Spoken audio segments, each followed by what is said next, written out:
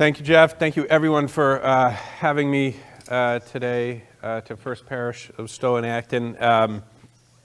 I know that some of you are already members of the food co-op, the Assabet Village Co-op Market. Some of you have some kind of general idea about what we are about, but I just wanted to kind of give you a sense of what's going on, what's coming to the area, and answer any questions you might have. My hope is that the majority, my little spiel here is pretty short. The majority of this will be Q&A and just conversations afterward. And for those of you who are already member owners, feel free to ask questions about where we are in the site search and all that kind of stuff. And I'm excited to tell you where we're at with that. So for those of you who don't know, my name is Lauren Bell. I'm Director of Outreach and Communications for the Assabet Village Co-op Market. We are opening a full-service grocery store that in many ways is like any other grocery store you've ever been to. So you will find every department you're used to, your meat, your dairy, your eggs, your baked goods, your deli and cafe, your fish, big bulk food section. There are two primary differences between us and a conventional grocery store.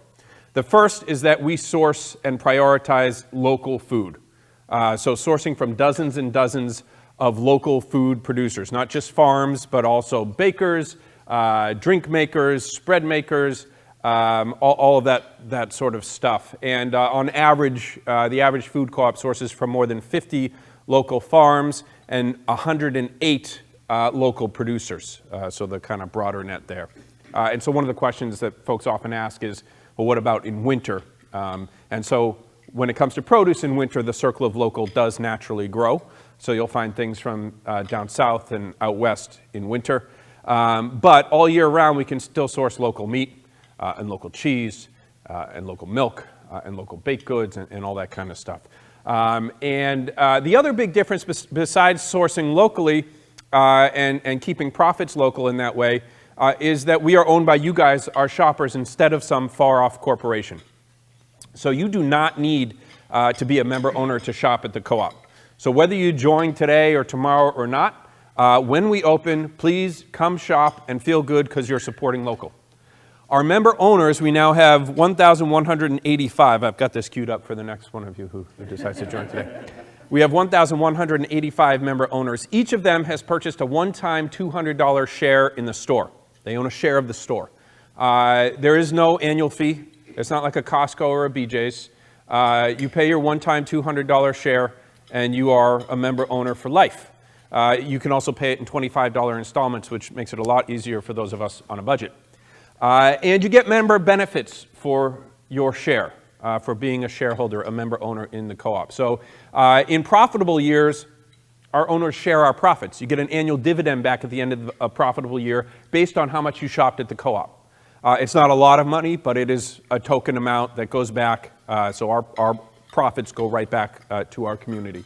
You also get a say in what products and programs and classes we offer. So if you wanted your favorite cheese from a Bolton or Stowe farm, or your favorite produce from Small Farm in Stowe, or you wanted a kids cooking class or a cookbook author talk by your favorite local cookbook author, you own us, you tell us, and we try to provide that. You also get bulk ordering discounts, so you can treat it like a warehouse store. So if you have, two little guys at home who love Annie's mac and cheese, you can get a big box of Annie's mac and cheese at a bulk discount rate. That is an owner benefit. You get weekly owner specials. So if Codman Community Farms in Lincoln has extra chickens that week, that might be one of our weekly owner specials for owners. And you get a vote in our board. We are an elected board governed business, and you can run for the board. And of course, you get the pride of knowing that you own a locally owned business, a locally owned grocery store that pays living wages, that sources locally and reduces our food's carbon footprint, and that really cares about the community that we serve because it's ours, we own it. As I mentioned, we're at 1,186 member owners, and here's kind of how this process works.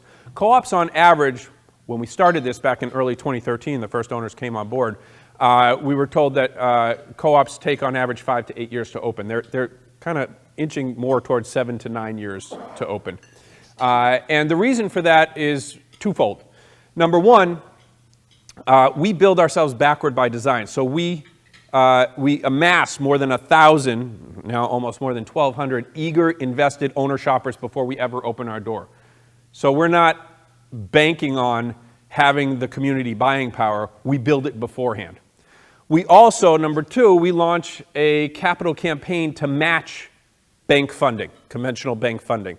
And what that does, and because the whole thing is community driven, that capital campaign is primarily driven by member owners who decide to invest in the co-op beyond their owner share and get a return on that investment. We'd rather pay you guys back than pay off some far away bank. But what that does is it keeps us sustainable until we're profitable. And it allows us to leverage ourselves with the banks and not over leverage ourselves to far off corporations and banks.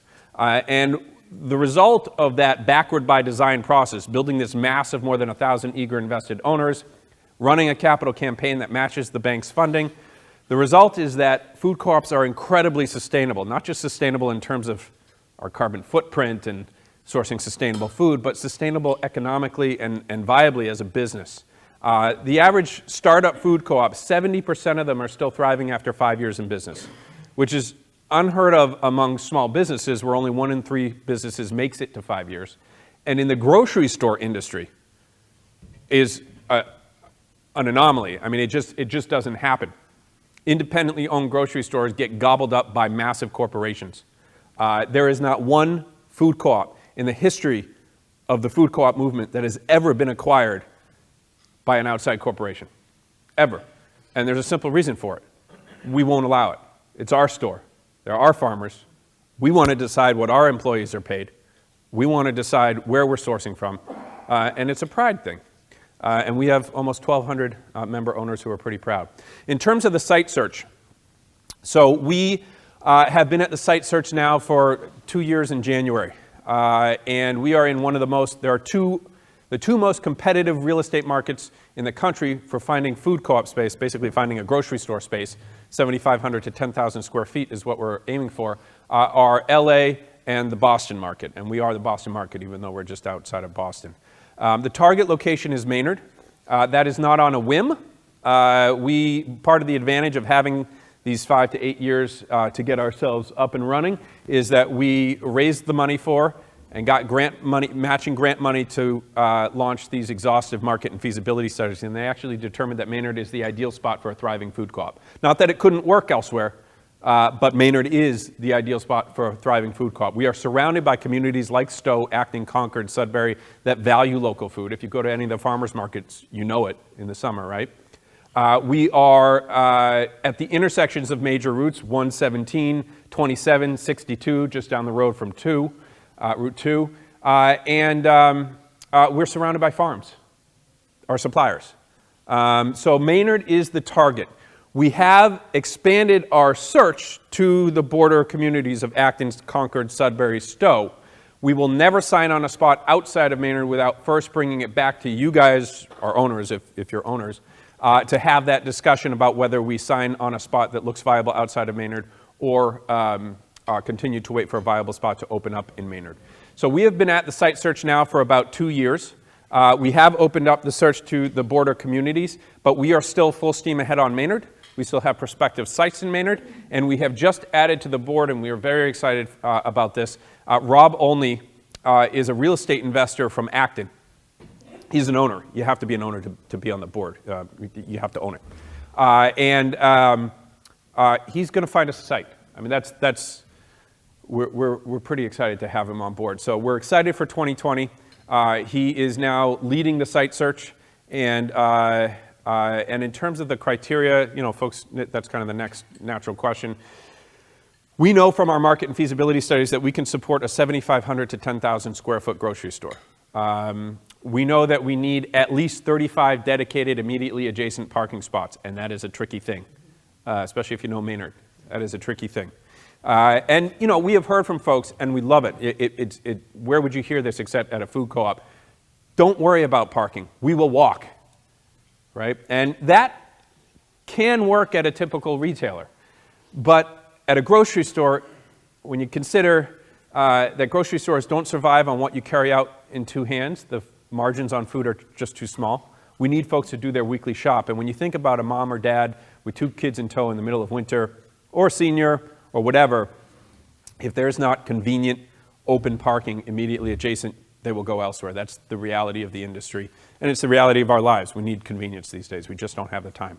So 35 at least, ideally 50, because we'd like our employees not to have to park off-site, but that's, that can be doable. Loading dock, street visibility, both foot and car traffic, all of those kind of things are criteria for a thriving food co-op and specifically for what we're trying to do. We could potentially open a smaller store. We typically, that's that sweet spot, 7,500 to 10,000 square feet, and it's based on what we know our community can support. And quite often what we're finding is, from other startup food co-ops across New England, is that they open and within really a handful of years, they need to expand. And it really is an expand in order to survive kind of thing, because you can only stock your shelves with so much stuff. The co-op becomes more and more popular, more people join the co-op, and it gets to a point where literally there's only so much room for people to walk around.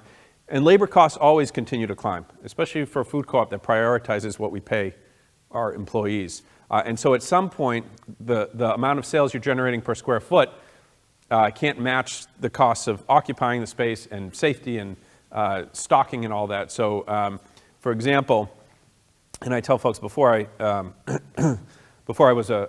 took on this role for the co-op, I was a journalist, and I still am. And one of the things I did is I volunteered for the co-op and wrote a piece for the Metro West Daily News to help folks around here understand that what a co-op is and the kind of impact it has on its communities around it and the communities that own it. And I wrote about 5 thriving food co-ops around New England. And even since then, 2 of these food co-ops are already expanding to second stores. So Belfast Food Co-op is one of the older ones. This is more than 40 years old, Belfast, Maine, thriving food co-op. They've been around for 40 years, as I mentioned, and I spoke to economic development folks in these towns, to agricultural leaders. All of these folks, to a T, use the same term. These things are economic anchors wherever they're put. They buoy the businesses around them through recession after recession. Belfast is one of those. It is not a wealthy region, but it draws shoppers from across the region, and the businesses in Belfast are buoyed by the fact that Belfast Co-op is there. River Valley Market opened in 2008. They had a 10-year journey to opening day and fraught with all sorts of pitfalls. So 2 sites fell through. They had to furlough their general manager after hiring her. It was a tricky path to opening day. If you know Northampton, it's kind of like Maynard in some way, even though it's a city and it's larger, it's walkable, right? It's got a very cute downtown, and folks really wanted it to be downtown, but a grocery store that size, parking also an issue, it didn't happen. So they located on the outskirts of town. They located just 5 minutes away from a super Stop and Shop, Big Y, and Walmart, and folks were terrified that they were going to fail, right? Because they've got this competition nearby. They're on the outskirts of town. Within 5 years, they were generating $20 million in annual sales. They sourced from more than 350 local farms. They now have 10,000 member owners. They've got a shuttle to take folks to the outskirts of, I was going to say Maynard, the outskirts of Northampton. It's become so popular. And they just raised $5 million to open a second store in East Hampton because they are busting at the seams. And they employ 140 people. They're a 15,000 square foot store. So they're about twice the size that we are looking to open. Franklin Community Co-op, another success story, but they, in 2008, they purchased the second spot McCusker's Market, which had been a market, but they were busting at the seam at Greenfield's Market in Greenfield, so they purchased McCusker's, and now they're busting at the seams with both stores, and they're purchasing, I don't know if they're purchasing or leasing, but a massive, I think they're leasing, a massive first floor of what had been Wilson's department store out there in Greenfield and expanding again. So great success stories. Brattleboro Food Co-op is beautiful. They're now in their 4th iteration. I think only the 2nd location, but they kept busting at the seams too. They're about 15,000 square feet. Beautiful food co-op in downtown Brattleboro. So they work really well, but they take a village to open. That's one of the reasons they work so well, is because they've got passionate people behind it. So I wanted to answer any questions you guys have about the food co-op, about where we're at, about where we're headed, about ownership. And if you wanted today, we've got kind of the twofold piece. You can certainly sign up for email. I don't bombard people with email. We'll do a monthly email newsletter, and then any cool updates about events that we're doing or big milestones that we pass. When we find a location, you wouldn't even need to be on our email list. I'd love you to be on our email list, but we'll scream it from the rooftops. You'll hear it in your sleep. But you can also become a member owner today. Yeah, so I want to answer any questions you might have. And yes? I have two, actually. The $200, is that an individual or family? So the $200 is a household share. Okay. So it covers you and your household. And then on our member owner form, you would list the other members of your household. So if you got someone in college who comes back sometimes and might be doing some shopping, you'd want to list that person too. Each of those people in your household will get a member owner card. And so whenever that person goes down to do the shopping, they'll take their member owner card and slide it at the register, and their purchase will go toward the end of the year dividend in profitable years as well. Only one person in the house, they call it the titular owner, the titled owner, the person who puts the name on the name line, gets voting rights. We do have member owners we have households who have two titled member owners. Each of them has paid a $200 share, in part because they really support the co-op and they want their own individual vote. But in terms of, and we appreciate the extra $200, but in terms of household buying power, we're looking for households. And so, if you have a community group outside of this group, or you've got a neighborhood where you think that people would really appreciate this, we loved that's how we grow. About 50% of our growth is really through member owners telling other member owners, friends, neighbors, colleagues about us, and we come out and we do what are called co-op house parties, although it sounds like more than it is. It's me coming out and doing this and bringing some locally baked treats. It's really hands-off on your part. You don't have to, I'll bring the food, I'll bring this. You just kind of pour some drinks and invite some friends, but yeah. And my second question was, I know in some co-ops, there's a requirement that members do a certain amount of hours of work. Yeah. Is that part of this, or? No. So I don't know if you recently read the Park Slope co-op piece in the New Yorker. Park Slope is a co-op in Brooklyn. They are as old school as it gets. They are booming. They are hardcore. They've got a work requirement. I am right on the border of millennial generation, so I feel like I can say this. We're kind of like the millennial generation's co-op. You pay your $200 and you're done. That said, we still have a vibrant volunteer corps. We've got a store development committee, a food justice committee that's going to be looking at and has been looking at, although we had to hiatus it a bit as we got into our site search, time-wise for me, but looking at ways to increase access to locally sourced food for everyone, regardless of income. So we still have a very active volunteer corps, people who really care about making sure that we have a very small carbon footprint. How can we reduce it even more? But no work requirement. Thank you. Yes, Troy.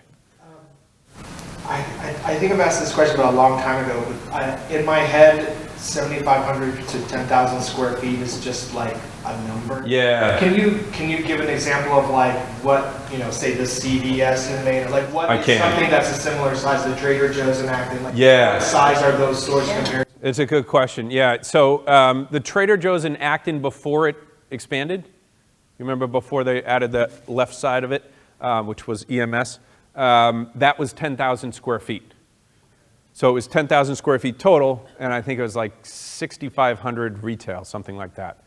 So that's the larger side of what we can support right now. So it's a full. We want it to be a full-service grocery store with all of the departments. Ideally, we would like to have a community gathering space where we can do the classes, the cooking classes, have the community groups gather, because that's what this is. It's not just we don't have that third place anymore. Starbucks likes to tell you they're the third place. Not the home, not the work, but the place where you gather with your community. I know because I used to work at Starbucks, and that was part of the lingo. But we really don't have that third place anymore.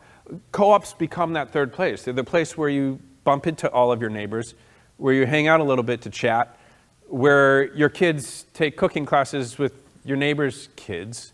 And I, not to get mushy, but like, we see a sign, a political sign or whatever on our neighbor's lawn, and immediately, oh, I know that person.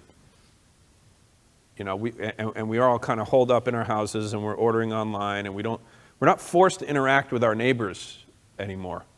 And it builds these walls and allows us to build up animosity toward each other that really it doesn't need to be there. The co-op is a place where my kids will be in the same cooking class, or the Boy Scouts troop or the Girl Scouts troop, or Maynard actually is starting a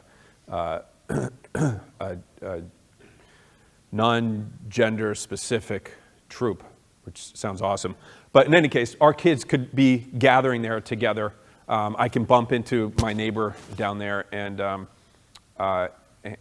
we can actually build some connections over something that's as simple as food, And I like the idea too that, not to get off on a tangent here, but I like the idea too that this appeals to folks of all walks, right? I mean, if you care about the earthy, crunchy stuff, and you want a low carbon footprint for your food, and you want good living wages for people, like that's kind of the gimme. You know what the co-op is about. But if you care about your hardworking blue collar local farmers too, and you care about the local economy and your local community and the other small businesses in your community, and wanting to make sure that they're doing well, it hits on all fronts. It's got the economic piece. It's got the sustainability piece. So it really is a place that brings a lot of people together in this common goal and this pride of community. Yeah. Phil. What's your current status? Where are you now? We are in site search mode. Yeah. So. Not open at all. No, we are not open. Okay. No, we are. I can say we are a co-op already. We're a co-op community, but the brick and mortar is not open right now. But you've built all these connections. We've got more than 100 local potential suppliers, Right. So farms and all that. We're friendly with them. Many of them, the farmers, are already member owners of the co-op because they're psyched. They want a place that they can finally sell to 7 days a week. Yep. Now it's just a matter of finding that site, launching our capital campaign, which would be about a 6 to 9 month capital campaign. If we surge and we have 1,500 owners by the time we launch the capital campaign, it could go much faster. But that's typically in 2 phases, typically 6 to 9 months.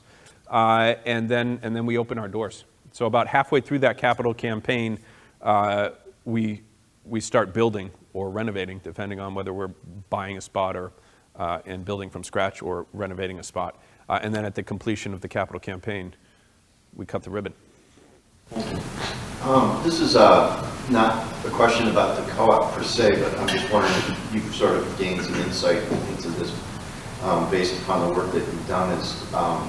What do you view as the outlook, the viability of the local independent producers, the small farms? Yeah. In a region like this, I don't think, in a region like this, better than in most regions around the country. We have, as I mentioned, this kind of little Metro West section here of the state, but really in a lot of places in Massachusetts, but people really value local food. So people are willing to buy the CSAs ahead of the season, kind of like they're willing to buy a share ahead of the co-op being open. They want to support this with their dollars. They want to prioritize, even folks who don't have much money around here want to prioritize local food. So around here, good, and the chances get better with every co-op that opens. In large part, not just because we'll be sourcing locally, but because of the success rate of co-ops. So were it left to just corporate-owned grocery stores, which it is for most of the country, not great. Not great. It's really hard to get into a corporate-owned grocery store if you're a small producer. It's really hard. It's hard to meet the quotas in terms of the number of products that you're producing, the quantities, and it's hard to meet the thresholds for what they want for the wholesale prices. Because and I don't have to mention them, but for those corporate grocery stores, the wholesale prices and the prices are set and the wages are set so that they're satisfying some far-off corporate shareholder who has no idea what's going on in Maynard. It doesn't care a whit about Maynard. Our shareholders are you guys. So if you care enough about sourcing locally, then we are then prioritizing negotiating with small farm so that we can get them into the store to satisfy you because you're the ones that we answer to because you own us. One of the questions, and this is kind of related, is price points, right? So there's kind of a misconception about co-ops that they're super pricey, and they can be. I travel throughout the summer. I go to co-ops across New England. Hunger Mountain Food Co-op in Montpelier is beautiful, Montpelier, Vermont. For me, a little bit pricier than what I can afford typically, but you can also find great bargains there. I go to Co-op Food Stores, which is one of Hanover Food Co-op's 4 locations in White River Junction, Vermont, and it's a no-frills space. You go in, I love it. It's not beautiful. The character is in the people who are there, and I walk out of there and I look at my receipt and I still got tons of local food as well as conventional grocery store options, and I can really afford to shop here on a weekly basis. So a lot of that is set by the community where it is, right? So White River Junction is not an affluent community. And so they prioritize in their store, and they donate a lot to charity. That's their priority as well. But they prioritize price points. And really, Monadnock Food Co-op in southern New Hampshire, in Keene, New Hampshire, same sort of thing. They realized very quickly after they opened in 2013 that price point was #1 for their member owners. And so after doing surveys with their member owners, they realized that that's #1. So they had to adjust their prices, and they found, from a marketing standpoint, they found that they could have a price be $3.99 instead of $3.69, but once they went over that $4 mark, people wouldn't buy it. So but the reality is that if we're not price competitive, we won't survive. If we have a $9 gallon of milk, you're not going to buy it. No matter how much money you have, you're not going to buy it. So there are a couple ways we go at it. #1, we'll have multiple price points. So when you come in for your milk, you'll find your conventional brand milk, you'll find your local milk, and you'll find your local organic milk. So you can choose, just like with organic food. I don't buy everything organic. I go by that Dirty Dozen list of the top 12 most pesticide-laden foods that you buy, so you should buy those organic. That's where I put my hard-earned dollars. Same thing when you come into the co-op. You decide where to put your money, and you have choices when it comes to the food, whether you choose local and organic or whether you choose conventional brand. The other way that we tackle it is that by sourcing locally, you're not paying for all of the packaging, all of the fuel, all of the refrigeration, all of the labor costs for the person to drive it across the country or ship it across the world. So we can offer a fair price to our local farmers and still offer a good value to our local shoppers. So you often find stuff at the co-op that's local that's less than it would be if you found it at a conventional grocery store that's not local. So there are a number of ways that we go at it, but and I know no one asked this, but we need to be price competitive or we won't survive. So we know that as well. You talked about, was it 8 to 10 years getting a store open? It's moving in that direction. And yeah. a couple of years, this one has been funding already. So how hopeful are you, or do you anticipate being able to do this sooner than 8 to 10 years? Yes. Yeah, I'm very hopeful. And Mark and Troy have been, I think their member owners 24 or something. I'm 143, and we're now up to 1186. And I was talking to Mark earlier, and about reason for hope. This is not a matter of if we open, it's when. We are going to open. We've got the community buying power. It's really just finding that spot. The capital campaign will be an effort, but we're not in that alone. We've got regional and national food co-op startup organizations who will train us to execute a quick, effective capital campaign, and we will get that achieved as well. It's really about finding a spot. I am more hopeful now than I was prior to when we were in negotiations on a spot at the beginning of last summer, which got put on the back burner. And the reason for that is twofold. Number one, now we're already at almost 1,200 member owners, which is the bare minimum we need in order to have an effective capital campaign. But we're told that once we announce the location, about 100 to 300 people will come off the sidelines once they see something tangible. The other big reason that I'm hopeful, and legitimate, I'm not blowing smoke, I am very excited that we're going to open and that we're going to find a spot this year. There are no guarantees, but the other big reason is because we have added Rob Olney to our board.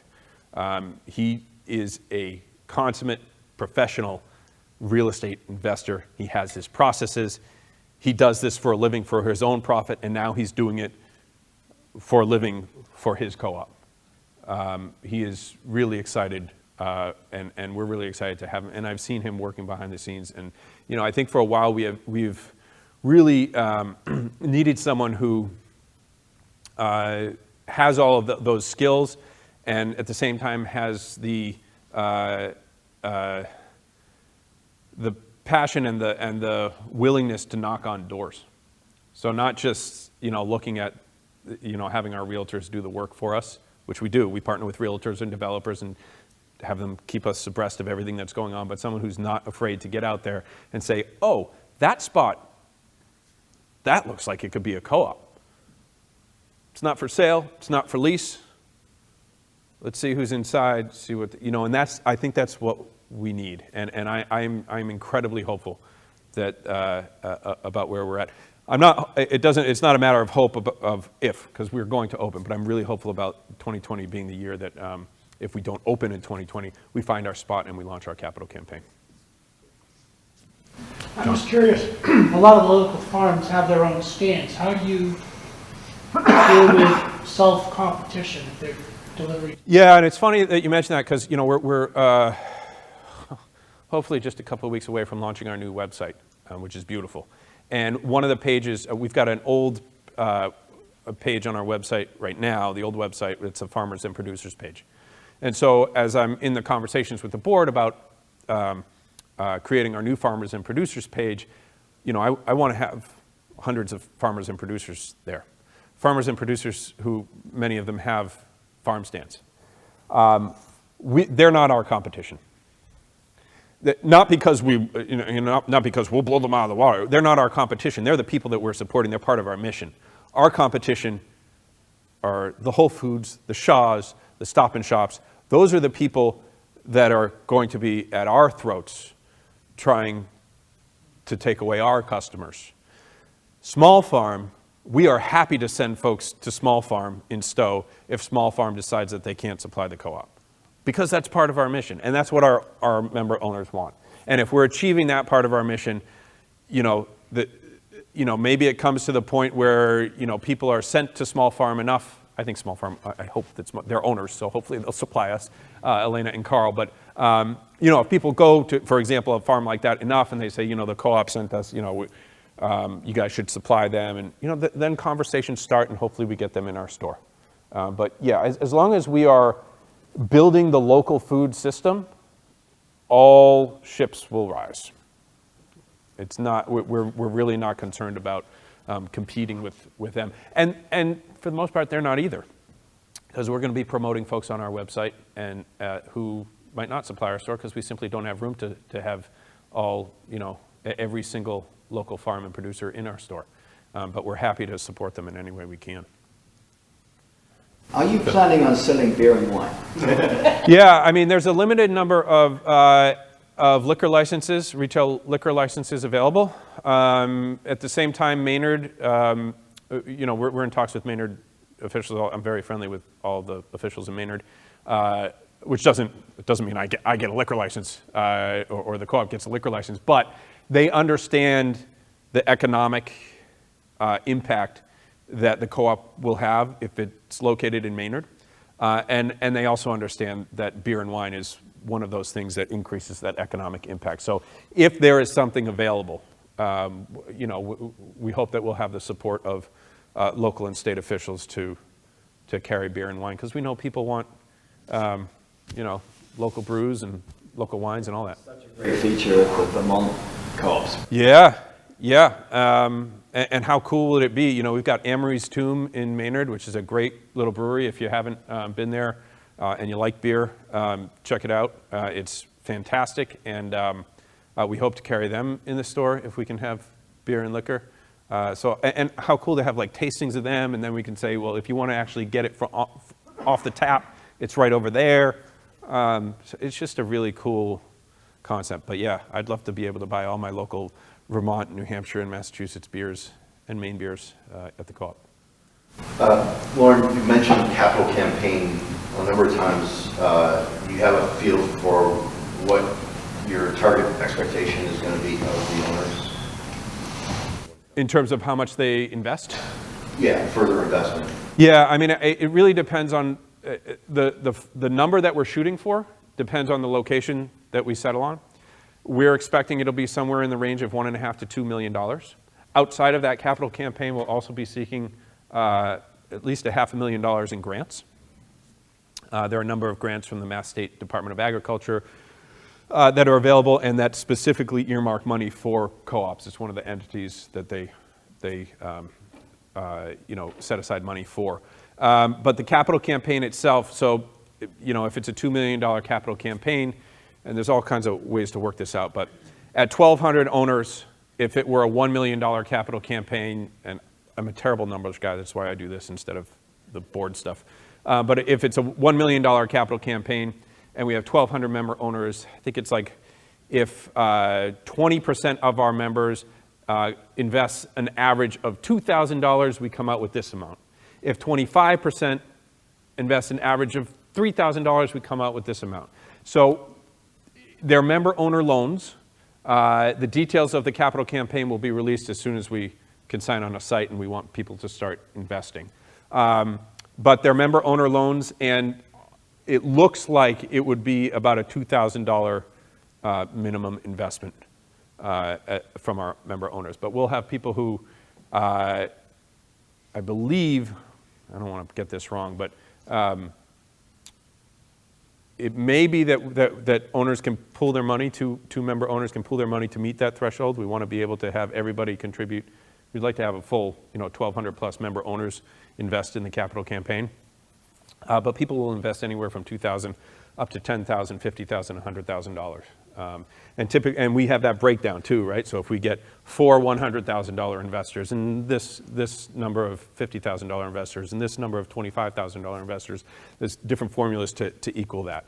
But again, we're not in it alone. We've got experts from the NFCA, which is the Regional Food Co-op Startup Organization, and FCI, which is the National Food Co-op Startup Organization, that will help us every step of the way to get there. And it's an investment, right? So you invest, you sign the terms of your member owner loan. That's either a 5 or 7 or 10-year loan, and at the end of that period, you get your investment back plus the interest. And the longer you leave it with us, the bigger the interest rate.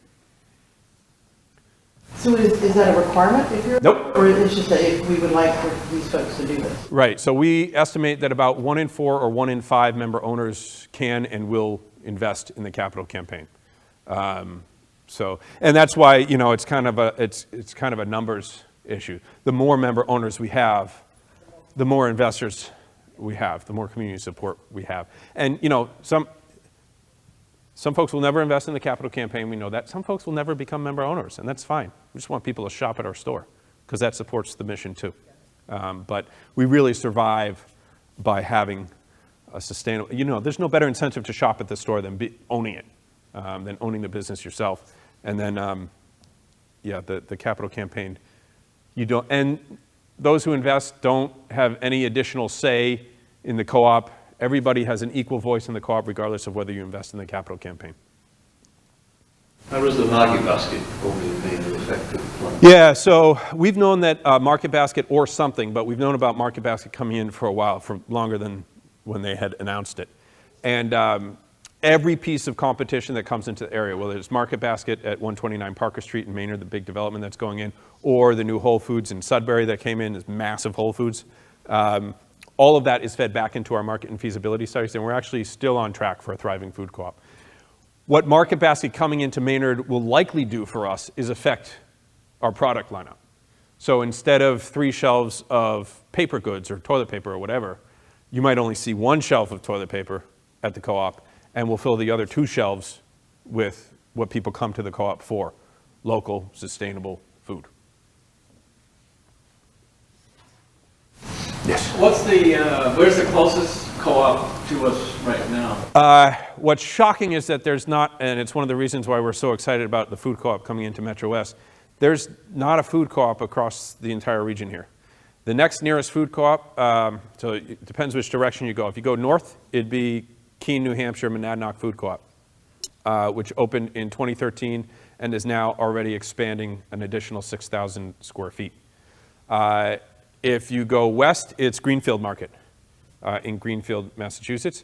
And if you go northwest, it's Brattleboro Food Co-op. There's not, we have so many farms out here and no food co-op. Yep. I think I would be encouraged about local sustainability of resource for locally grown vegetables. About, I guess 10 years ago, we put our farm into an APR. And since that time, 2 adjacent lands have done the same thing. I'm sorry, can you tell me, what is an APR? The agricultural preservation restriction with the state of Massachusetts. Okay. So forever, whatever that is, our farm can only be used for in-the-ground growing purposes. That's like what Small Farm did, right? And Carlson Yes. Orchards and, yeah, okay. Yeah. So I would be encouraged that those of us who are not interested in urban sprawl will leave a legacy of open land that can be used for this purpose. So that's a follow-on to Bill's earlier question as to what is the sustainability of a local resource. I'm encouraged by it. Yeah, and it's, I think it's part of one of the reasons why we're encouraged by the prospects for a food co-op coming into the area, because farms that have been around for a long time and are facing, have the option to sell to developers who are going to create massive residential complexes, or turn it over to the local conservation trust so that the land is kept in perpetuity as farmland, are choosing the latter. And I think that, you're right, I think that's really encouraging for this region anyway. Yes. Yeah. Any other questions? So if you're interested in becoming a member owner, I would love for you to join today. It's not just me, but almost 1,200 members. Mark and Troy would love for you to join today. You can become a member owner. I've got the member owner forms up here. You can do it on with the installment plan if you choose, or you can pay the full owner share. I can do it by a card or a check or cash. I hate talking about, I feel like I'm in a church. Someone's going to flip over the table, right? But we can do that, and then if you wanted to join if you become a member owner, you don't have to join our email list. You're automatically on the email list, but you can also put your name down there and come on up with any follow-up questions, and I'm going to hang out until I'm kicked out. One more question. Yeah. Is there any place one might go to find out what sort of volunteer opportunities there are currently? Me, yes. The primary volunteering opportunity right now, until we launch our capital campaign, is tablings. So at farmers markets, at that kind of thing. We actually had, I had to cancel it because I thought I had a volunteer, but I didn't. Tomorrow night, Bolton Community Potluck. We were going to do a tabling there. But it's really this. It's hanging behind a table, and I give you FAQs, the frequently asked questions. I even give you an intro script if you choose to use it, or you can go your own route as long as the facts are right. And it's just schmoozing about what you already love, the food co-op. And that's the best way. That's the way that we connect with other people and we bring in new owners. When the capital campaign comes around, we already have more than 30 people signed up to be part of that. So I can certainly take your name down for that, or you can put your name here and just check willing to volunteer, and I'll add you to that list. And then we did just have Rob only asked that I put a call out for someone with project planning experience. Ideally someone who has Microsoft project software experience, but even not, he can train you in that, I guess. But he wouldn't tell me what it's about. So you'll have conversations with the board. I guess you'll get a chance to work directly with the board, and I can guess, but it's an exciting time to be part of the process. So if you're interested in that part, or you have that experience, but even so, really the biggest help is, and I could use help behind the scenes in like cross-checking 2 different producer lists that I'm trying to coalesce into one. So lots of volunteer opportunities. About how many places do you have right now that could potentially become sites? I'm waiting for the board to clear me to tell you that.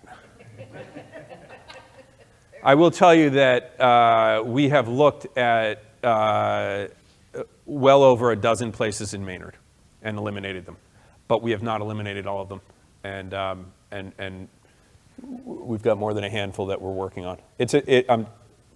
I'm encouraged. So. Okay, thank you, Laura. Yeah, thank you very much. Thank you all.